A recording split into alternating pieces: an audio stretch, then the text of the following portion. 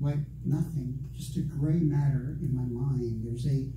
There's not an image in my mind. There is nothing but this gray.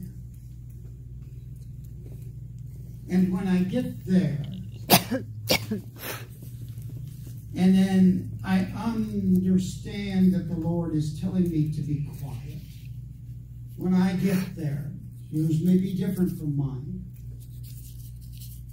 But when I first start praying, I'm still handling emergency situations. I'm still thinking about the things that I need to do.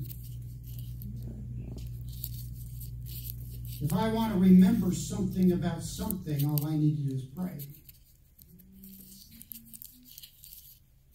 The devil will bring to your mind the things you need to do. He'll even remind you, oh, you forgot to call so-and-so. You know, they really needed your help. He'll remind you, oh, did you know your oil needs changed? I am not kidding. Did you know you forgot to mail something that you didn't even think about? Do you know tomorrow is so-and-so's birthday? Now, everybody's different, I'm assured.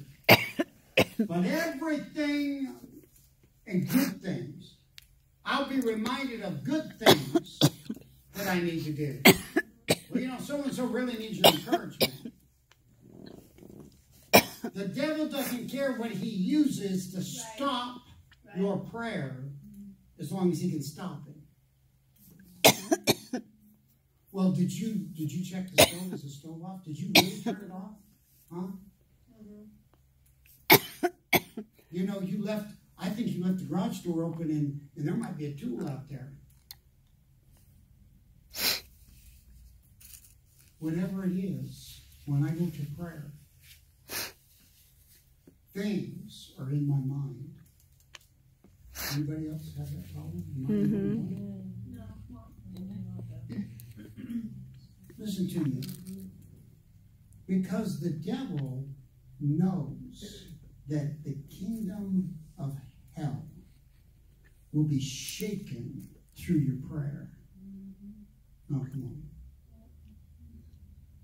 All hell will shudder when you get into a veil of prayer. When you get into a veil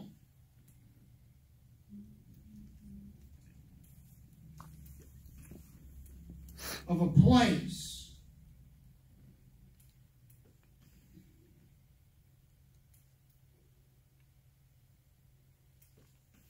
and you go through the processes of the Lord's Prayer, and I don't mean repeating it, I meant the process of it. You know why God says you got to forgive your debtors? You know, it's interesting.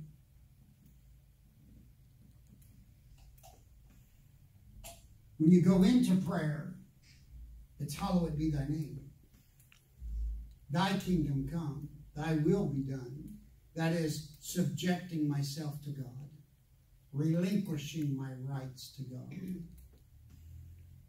But then, we have to go through this phase of forgive me of my trespasses, my sin, as I forgive you that have sinned against me.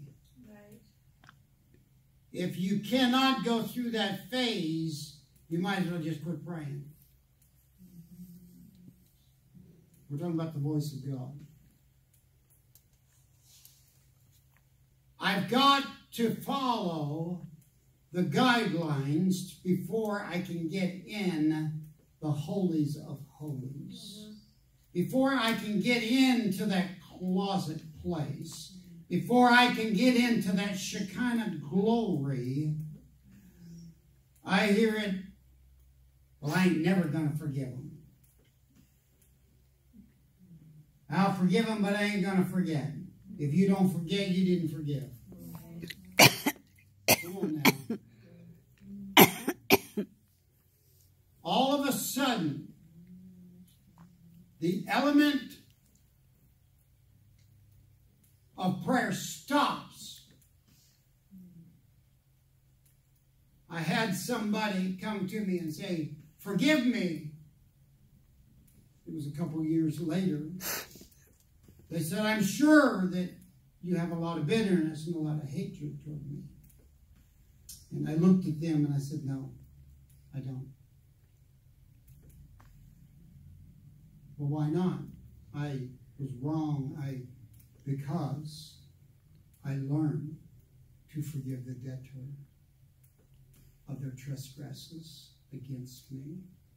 For I cannot be saved with bitterness in my heart. For therefore, in prayer, when it happened, I went into my closet and I said, "God, forgive me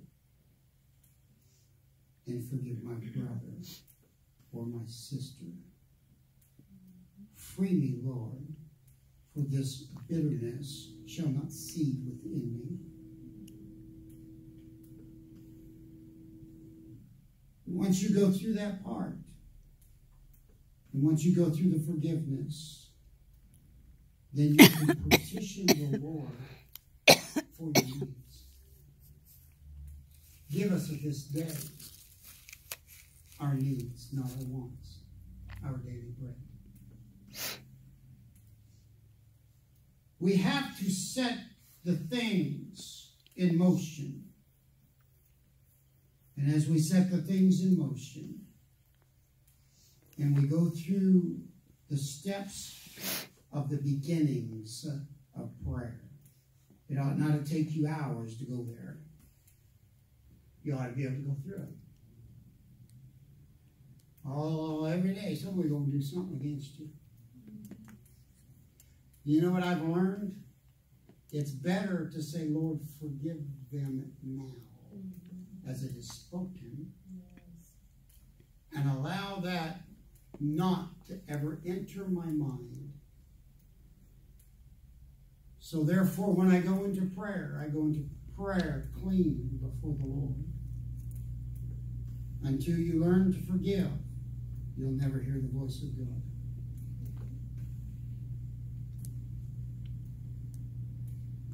And once you make your petitions known, we're still talking about the voice of God. You go into a spirit of prayer. It's different. And God comes down and He meets with you. And it's a feeling like no other feeling. You don't necessarily every time go into a spirit of travail. There are phases and times that maybe all you'll do is travail.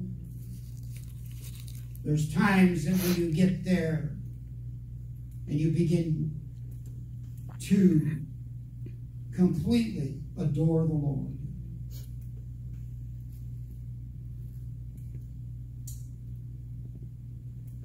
And after normally I have prayed for those. It's amazing in prayer. Shallow prayer, I forget. Everybody can give a name now for prayer. Well, in Phoenix, we had cheat sheets. You had to turn your prayer request in. And we're up there praying, and we're flipping cards. Because you don't want to hurt somebody's feeling by leaving their prayer out. Because the devil will steal it from you. Mm-hmm. Now you angered somebody, hurt somebody, not on purpose. But if you get to the spirit of prayer, the Lord starts bringing them. Huh? And as you pray for everybody, and as you minister in prayer, and as you go deeper in prayer, until God around you and in you and through you, your mind somehow goes blank.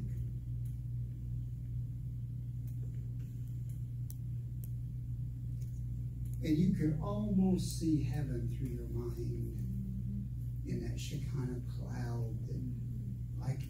That I wish I could explain it, but into me, there's this gray cloud. It just, my mind goes from, I can't even see light. It's just here. And I pray until, and then I feel the Lord speaking to me to become quiet.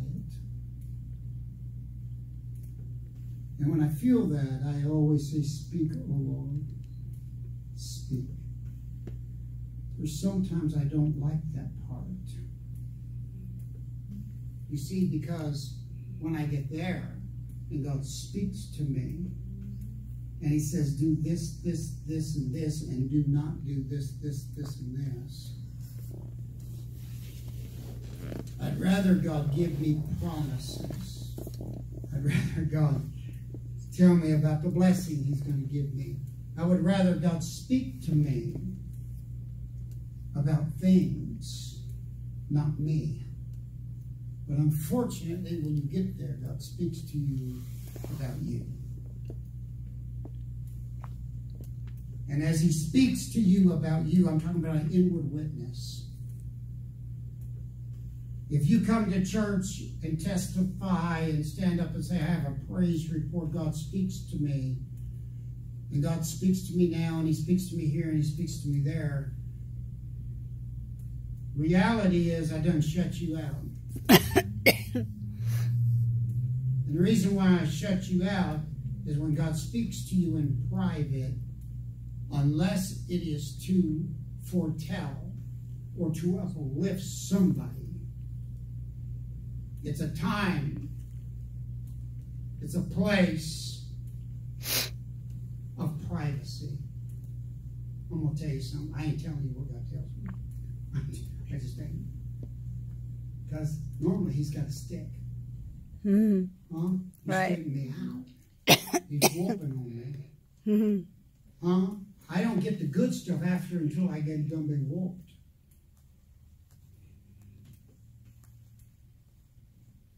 And after I've done been whooped, that inner witness, the Lord comes to the place where I am. And there,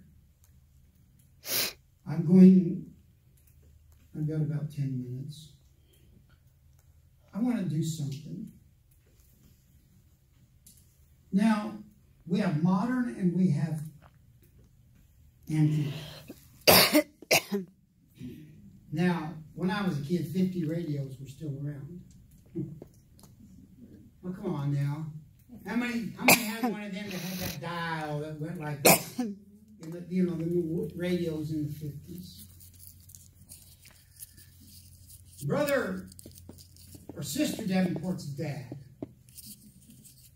Brother Snyder, he invented the TV radio, the portable one, for Motorola.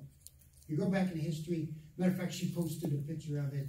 There was a big newspaper article on Brother Snyder and him standing with this invention that he did. And portable. I was like, what? Black and white, mind you.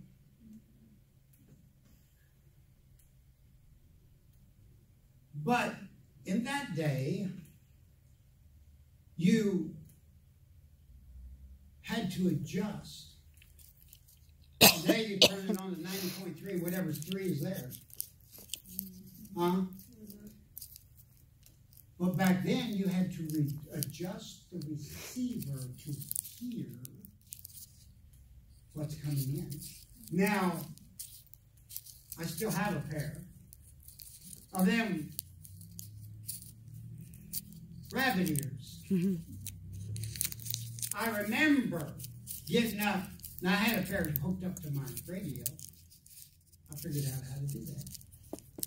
And I could get the Dodger games from Phoenix to L.A. with rabbit ears, and I'd mess with my radio. But a lot of times, the radio, no matter what you did, was nothing but static. No matter how you tried. Static. It's like, really? Then we got transistorized. Well, I figured out on transistorized, if you take that wax out of them little square things in the back, and you take a flat blade small screwdriver, you can adjust it. Now, they have it adjusted where then you can reach multiple stations and get clarity. I was only concerned about one station, and that was the Dodgers. And I'd adjust that little thing until that game would come in. I didn't care about any other station. I would adjust the receiver so that I could hear what's coming to me. If I'm not hearing God, then I must adjust the receiver. If I'm not hearing from God, I'm not spending enough time with God. All right. You see, the more time I spend with God, the more my attitude gets adjusted. You know, I used to, well, I'm not going to say it. There's things that have to change in our lives. And there's things that must change. Right. Everyone has to change. Mm-hmm. Sometimes we change for the worse. But if I can adjust the receiver, then I can hear the voice of God. All right. But if I don't adjust the receiver, I miss God. And I miss the things of God. When God speaks, it's not always the still small voice. Sometimes the preacher's preaching and just reads the word and it speaks. Sometimes he says something that speaks. But I know this, and until you're willing to adjust the receiver, you ain't going to accept nothing. Right. The receiver is the message. If God prompts you to do something, then you do it not. You could cost somebody their life. Hmm.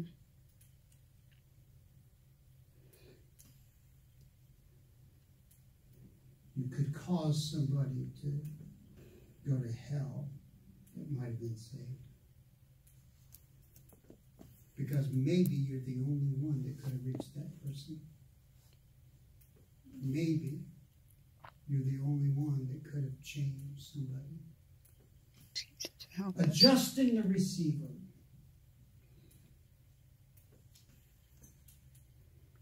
We're waiting on the voice of the Lord. You know, and here's the deal. There are things that you pray about. There are things that you pray for. That honestly, if you shut up and just stay in the presence of the Lord, you'll probably get an answer before you get up. Nobody else may accept your answer. Well, let's all pray about this. One person actually touched God. I mean, out of a church. One person. And that person stand up and say, the Lord spoke to me, and I feel that we should not do this.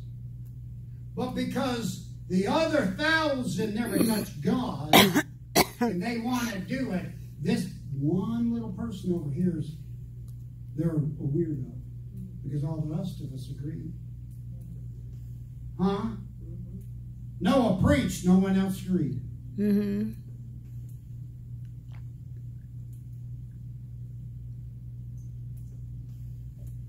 You either accept or you reject. You either accept or you reject. Have you ever prayed about something? Now listen to this. And a stranger come up and say something to you that you have been praying about. They ain't a Christian. They ain't nothing. God used a donkey. He can use anything. That's right. And all of a sudden, a light comes on in your head. I say, wait a minute. I just prayed about that. But surely, what? How come? No, that wasn't God. So we go back to prayer. Huh? Most of the time, if it's not the answer I want to hear, I am not going to accept it. I already have the answer in my mind. I already have John 10:27 speaks to us about discerning the voice. My sheep know my voice. If you've been in the presence of God enough, and God has spoken to you enough, ain't nobody, I don't care if it's a preacher in hell, out of hell, or side of hell, can say something.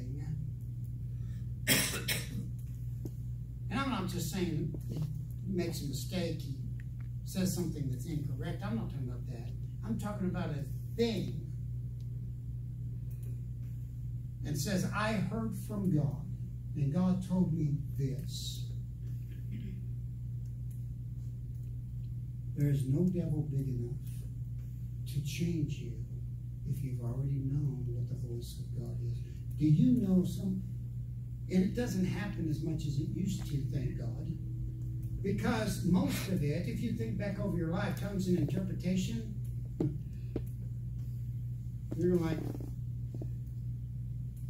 what?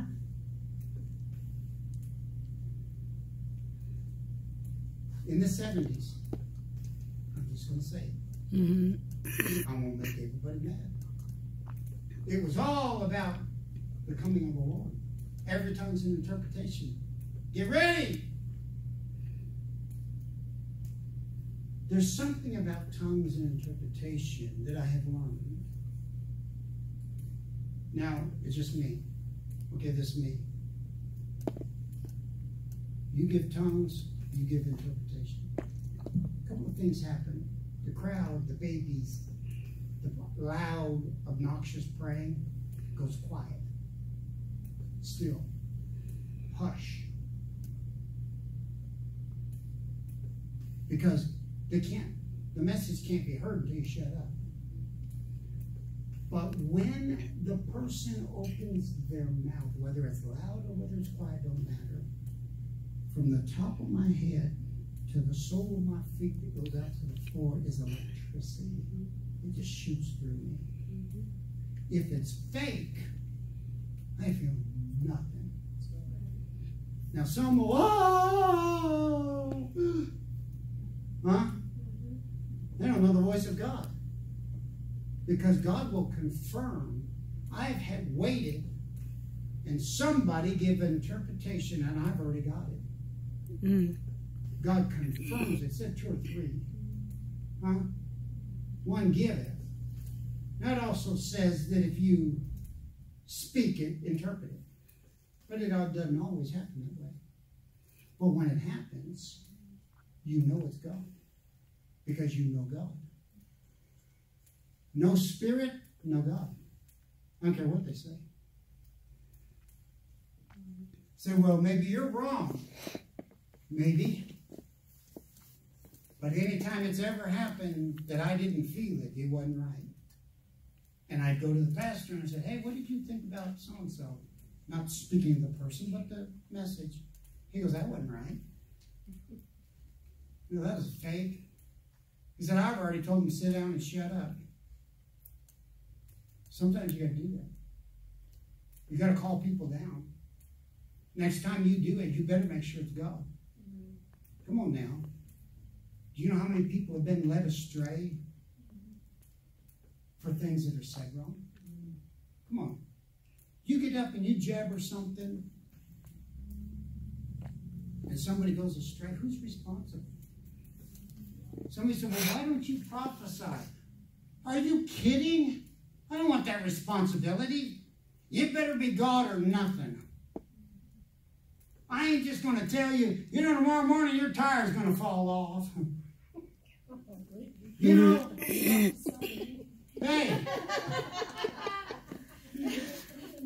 we were in Flagstaff, and we were in a district meeting, and the preacher says, "I'm going to prophesy." So he starts prophesying. He looked at, and he said, he didn't know us. He pointed to my wife and I and said, "Tomorrow morning, a truck's going to back up and dump money out in your front yard." Yeah. Remember that? Yeah. All this money's going to come flowing out. Guess what? I'm still waiting on the truck. Now, reality is, maybe he's not a false prophet because he didn't say which tomorrow morning.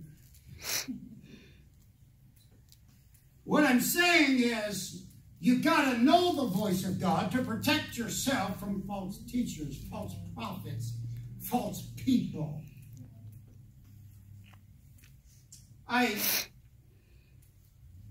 met with a man that I worked with, and we were talking. I had to go to Ford and get a part, and he was standing out there, and I was talking with him. And this prophecy came over me. There was no spirit. And I gave it directly to the person. And I was cussed. And there were people around me.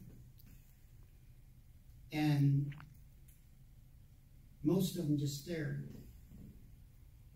And he said, "Remember that day that you said thus and so?" He said, "When you walked out of the building, we mocked." He said, "Do you know to the day that you said it happened?" And I told the individual, if you don't seek God, this is going to happen. And he said, "I've always wanted to talk to you about that." And he said, "You said a couple other things that we laughed at you about, that we couldn't see. And it happened."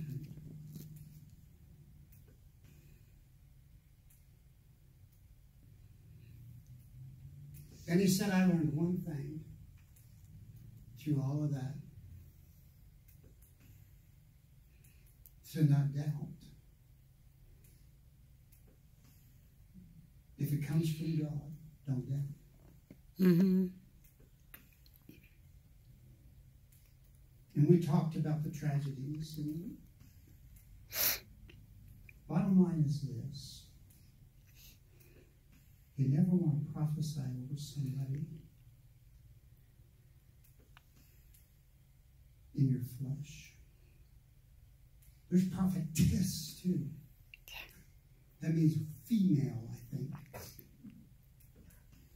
I'm not sure.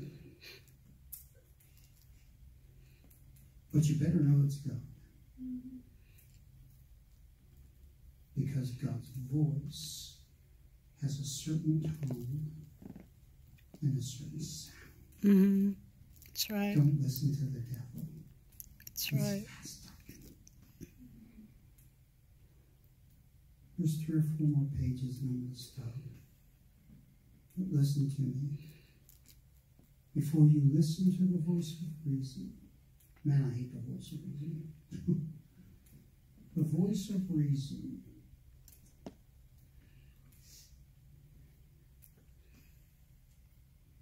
understand that when you go to pray about anything and you need an answer from God, that you say, "I will accept yes, I will accept no, and I will accept wait." And the problem is 90% of the time or more. We've already made up our minds before we pray. We've already done it. Mm-hmm. Well, it was good, it was sound, it was whatever. Did you pray?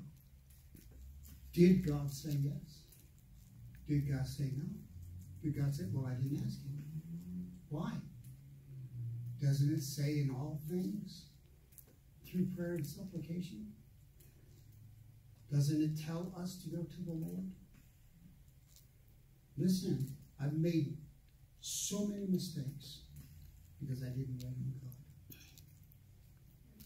I've made so many Jesus, mistakes help us, Lord. Help us, Lord. because this reasoning, I just did it. I didn't pray about it. Right. I ain't never prayed about going to buying a new car. God, should I go buy? No, I went and got one. I wanted it. Come on now. Oh, y'all looking so holy sanctified. You ain't never had the new car bug. You ain't never had a used car bug. Huh? Now we got the telephone bug. Every time it comes up, we go get a new phone. Huh? Latest, greatest, bestest, fastest. Freezes more. Everything we do because we want, not because we pray. I have messed up so bad, for I never sought the Lord. I'm not too big to admit. I've done so many things out of reasoning that God was not in. All right. Didn't we stand?